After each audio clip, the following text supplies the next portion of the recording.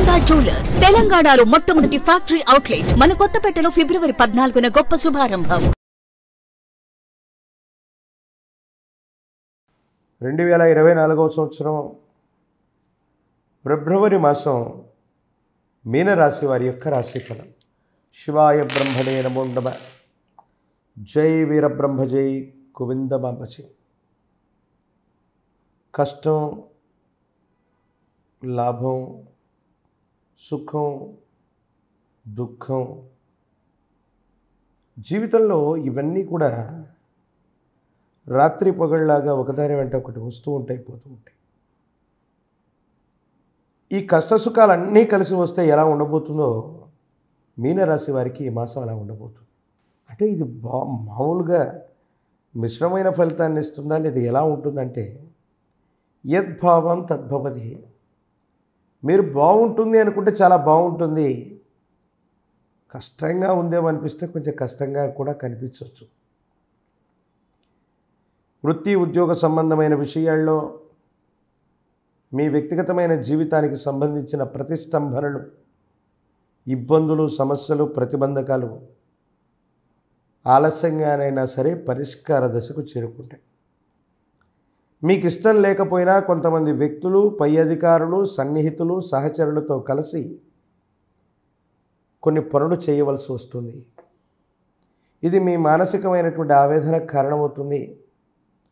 ఏదో చేద్దామనుకుంటే ఏమో అయ్యింది, ఎందుకు ఈ విధమైనటువంటి సుఖదుఖాలు ఏర్పడుతున్నాయి, బాగుంటుంది అనుకున్నటువంటి సందర్భంలో బాగా లేకపోవడానికి గల కారణం ఏమిటో అర్థమవుతుంది. జీవన గమనానికి సంబంధించి భగవంతుడు మీ వెన్నంటే ఉన్నాడు. ఏదో కారణంగా ఇబ్బందులు ఏర్పడతాయి అనుకున్నటువంటి వాటి నుండి కూడా మీరు బయటపడతారు. కొంతమంది వ్యక్తులు ఉద్దేశపూర్వకంగా చేసినటువంటి కొన్ని చర్యలు మీకు తాత్కాలికంగా ఇబ్బందిని కలిగించినప్పటికీ మీ భవిష్యత్తు సజావుగా ఉంటుంది, సానుకూలవంతంగానే ఉంటుంది, అనుకూలవంతంగానే ఉంటుంది. ఏమాత్రం ఆందోళన పడకుండా మీరు చేసే ప్రయత్నాలు అనుకూలవంతమైనటువంటి స్థితిగతులకే కారణమవుతాయి. భగవత్ సంబంధమైనటువంటి అనుగ్రహం చేత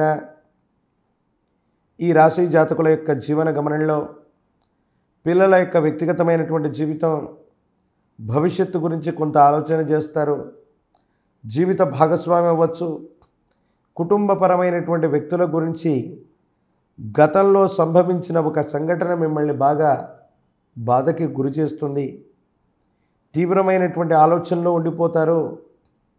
ఈ సందర్భంలో విరామం, విశ్రాంతి లేకుండా ఆలోచనలతో కూడినటువంటి వ్యవహారాల వల్ల మీ మనసులో ఏదైనా ఇబ్బంది కలగటం, మానసికమైనటువంటి సంఘర్షణకు కారణమవుతూ ఉండటం, ఏం చేయాలో అర్థం కానటువంటి సందిగ్ధకరమైనటువంటి పరిస్థితుల్లో మీరుంటారు.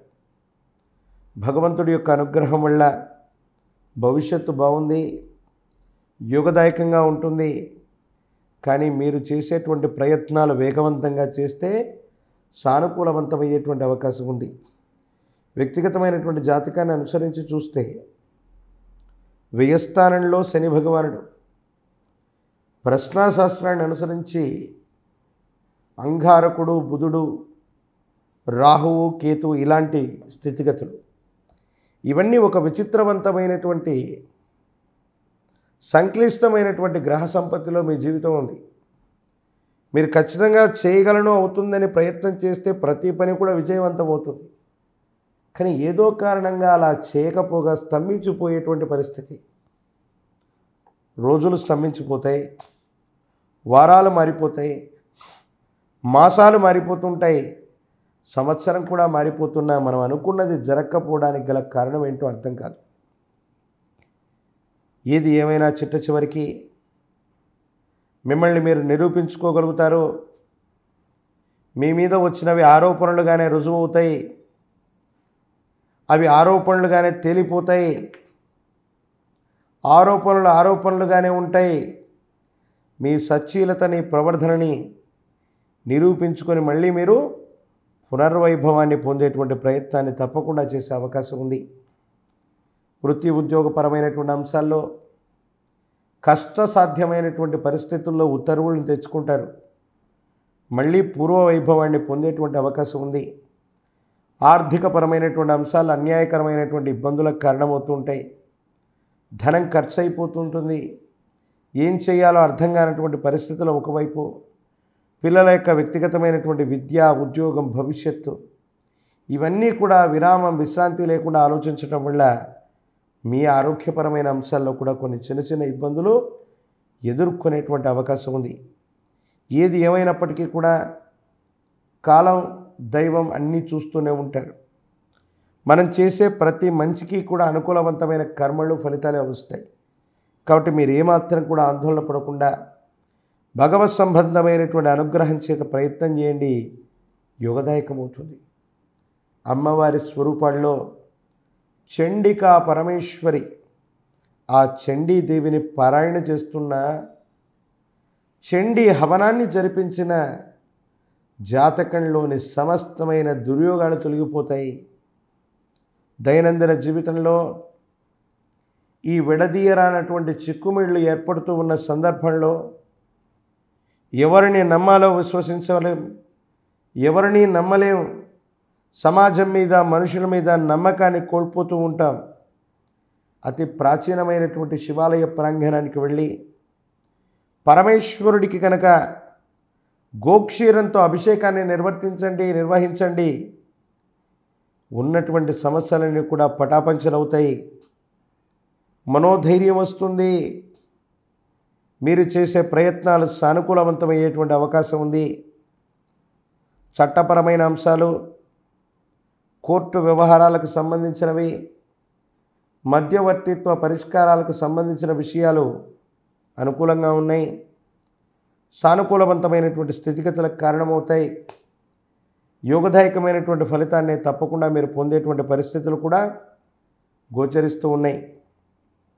భగవత్ సంబంధమైనటువంటి అనుగ్రహం చేత కష్టాలు, సుఖాలు కలిసినటువంటి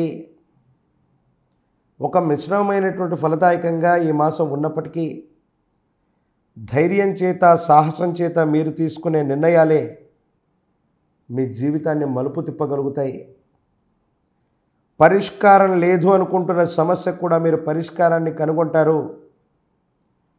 కష్టాలు, నష్టాలు మాత్రమే ఉన్నాయనుకుంటున్నటువంటి సందర్భంలో కూడా మీరు మహోన్నతమైనటువంటి అద్భుతమైన ఫలితాలని సాధించగలుగుతారు. నరఘోష, నరదిష్టి, నరపీడలు అధికంగా ఉన్నాయి. శత్రు బాధల కారణంగానే మీరు అనేకమైనటువంటి ఇబ్బందులను పొందుతున్నారు. మహాకాల భైరవ రక్షను ధరించండి.